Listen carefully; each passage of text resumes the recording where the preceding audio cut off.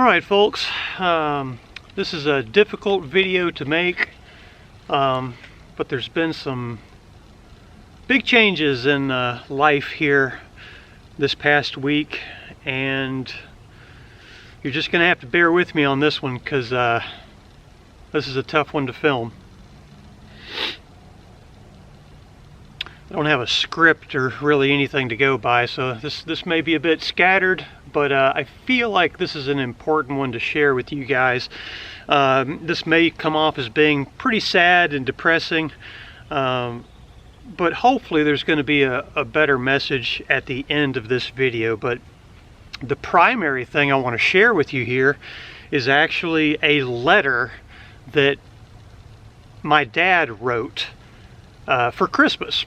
And it's a fantastic letter, but unfortunately there's some difficulty here leading up to it.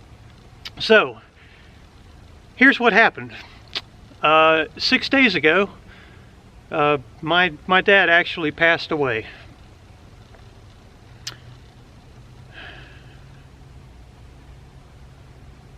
A bit of context here. He, for the last while, I don't know, maybe 5 years or so, his health has been kind of declining. At least that's been my perspective on it. His eyesight has been failing. He was about stone deaf, really. He's had all kinds of headaches. Not all that long ago, maybe 2 or 3 years, he had a carotid artery actually replaced that was nearly completely blocked. He's had balance issues, and most recently he was actually diagnosed with dementia shortly before our return from this most recent trip to the Bahamas. So yeah, he's been having a hard time here, you know, especially for the last year. And it's really been, in my eyes, kind of a noticeable decline over the last 5 or so.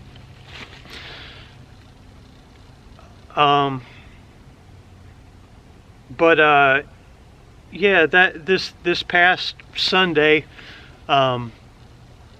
we had a message from my sister that we needed to get over to the house really quick. They called an ambulance and all this stuff, and my dad had actually had a stroke. I didn't really realize it, but I think that probably by the time my sister had called, he had probably already passed away. However, we all loaded up in the car, headed to the hospital, and you know, they worked on him in the ambulance. My mom actually, I don't know, I don't want to go into way too much detail here, but he passed away from a stroke. And I probably think that you know, there were a lot of signs and symptoms leading up to that, with, again, you know, the headaches and the dizziness and the loss of eyesight and, you know, loss of hearing and the balance issues and all this stuff. I think we were kind of leading up to something like that anyways. My peace in all of this really comes from knowing that if that path had continued with his dementia, we were probably in for what could have been a long and very difficult road as the dementia progressed, because I've heard that that can be a very, very difficult thing for not only the dementia sufferer to go through, but also family members and people close by. Because, you know, dementia people, you know, sufferers, they forget people and they can get angry and all this other stuff. You know, anyways, that's what I tell myself, because in this way, the way he went, you know, from the stroke, it was like ripping off a Band-Aid, and he was just gone, just like that. But anyways, that's how I kind of take comfort in this, I suppose. Anyways, I'm trying to keep this video pretty short and to the point, but also trying to kind of tell you what's going on. Our plans are still generally the same. We're probably going to be slightly delayed just because, you know, having to work through this process that everybody has to inevitably go through, you know, during these kind of things. But I don't think it's going to push us back too far. I hope that, I don't know.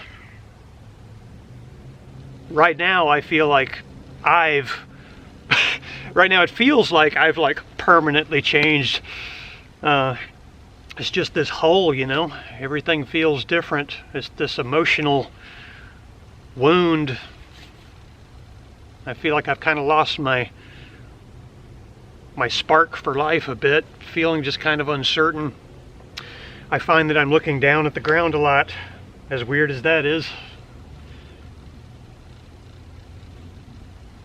I don't know. Things just feel very difficult and different right now. It's just a very fresh wound, but I'm sure we'll get through it. And it feels kind of weird to still be planning on heading out on the boat and going out there to have a bunch of fun, you know, but I guess that's what you're supposed to do, is just kind of carry on with life, as weird as that is going to feel, you know, but what else do you do? Let's see. What else was I going to say?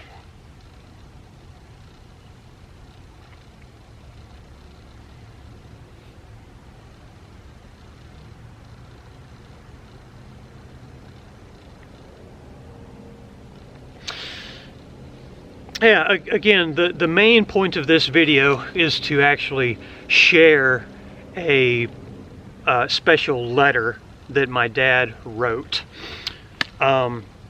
Here's a bit of context on that.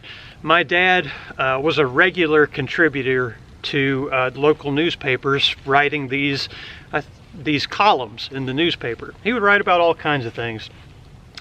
Family or religion or politics, or just how life used to be, or I don't know, just all kinds of any topic that really just piqued his interest, he would write about in the paper. And about every Christmas, as far as I can remember, he would write a Christmas-specific letter. And this year was no different.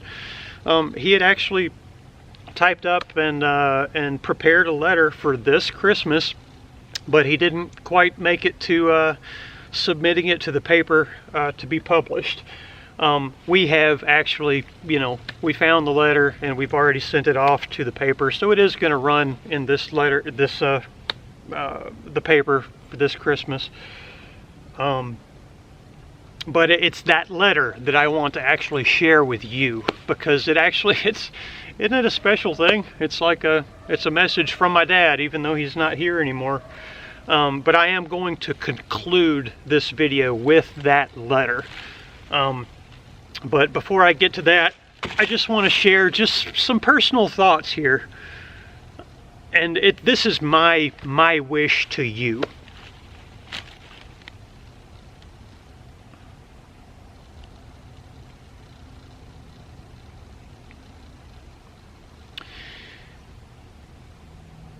Knowing how it feels now to have lost somebody and to have things inside that I wish that I had said or wish that I had done, I can imagine that it would be a horrible burden to have to carry with you, to leave those things unsaid and undone. Now, there's not a lot that I wish I had said and done. We actually did pretty good as far as being sure that family members, especially Dad, or not especially, but, you know, Dad we hugged him, we told him we loved him. You know, he knew how we felt. I mean, in that way, you know, we have that closure. But still, there's some minor things that I wish that I had done better. And I've got to carry that, you know. That's a burden that I've got to carry with me throughout the rest of my life, even though it's relatively minor. If there are some heavier things that you feel like you need to say to family members, or you need to do, or it's been a long time since you've visited family that live out of state or something like that, or, you know, family dynamics are very, very complex, and sometimes there can be animosities, or, anger or things that are left unsaid. If you feel like there's any of that stuff in your life that you're not doing because it's uncomfortable, or any weird things like that, man, air that stuff out. Tell these people you love them that need to hear it. If there's weird things that are interfering with you and close family members or friends or anything like that, and it's just one of those, I don't know how to describe it. It's like the elephant in the room kind of situation, where if between you and other family members there's these things that you really need to talk about, but you don't because it's uncomfortable or there's some anger there, so you just act like everything's okay. Clear that junk up, man. Just do what needs to be done to clear the air. Say what needs to be said. Be sure people know how you feel about them. Be sure they know that you love them, because eventually, even though we feel like there's always going to be a tomorrow, eventually there's just not. And if you don't do those things now while you have the chance to do so, that weight that you carry with you, it gets 10 times heavier when it's too late to talk to anybody else about it. I hope that makes sense. Even I have family members who have these weird tensions between them, these weird animosities, this hard-headedness, selfishness, and things like that. They just get in the way of relationships, and it makes family gatherings just kind of awkward and weird. I don't know. If you've got any of that stuff going on in your life, take the time to just clear it out, because eventually it's going to be too late. And if you don't take care of that kind of business while you have the chance to do so, the burden of having to carry that stuff with you after it's too late is it's heavy. So yeah, I guess that's my message. I don't even know if that makes sense. This is probably the weirdest video ever, but it's just, things are real mixed up right now, so I'm trying the best I can. So I don't know, instead of continually rambling on about this stuff, let me go ahead and get to my dad's letter. So what I've got here on my phone is a screenshot of the computer that my dad wrote this letter on. So let's get to a more cheery note here. This is the holiday season. There's so much to be thankful for. It's a great time of year. It's really, down at its core, it comes down to just loving and appreciating your family this time of year. So just if this video has any effect on anybody whatsoever, I hope that it is to see past all of these silly distractions of the season, all of the gift giving and the Christmas tree and the lights and presents, and that's all just a distraction, folks.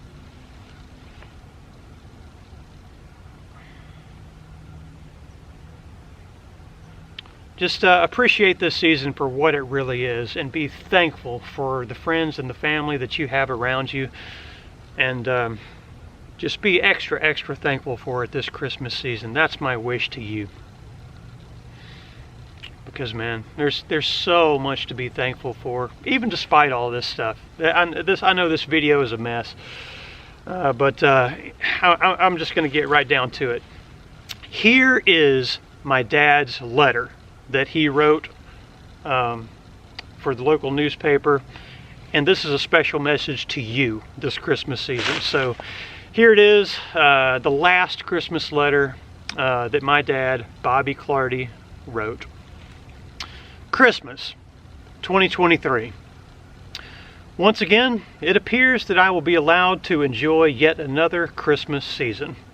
What an incredibly wonderful time of year. People actually smile at one another, actually speak to one another. No other season comes close to encouraging the warmth and love that is encountered daily during this amazing time of year. I do not remember a time during my lengthy, uneventful life that I did not look forward to the Christmas season. Perhaps you feel that, as an older, responsible adult, you certainly cannot be perceived as someone who possesses a childlike fascination with Christmas. If so, I wish you well, friend. As for me, I choose to seize upon any opportunity to brighten my life. Christmas is a special time of year like no other. It celebrates the birthday of Jesus Christ, Savior of the world. If you choose not to believe, it in no way diminishes my wish for you and your family of a most memorable holiday season. Peace to you, my friend. Merry Christmas.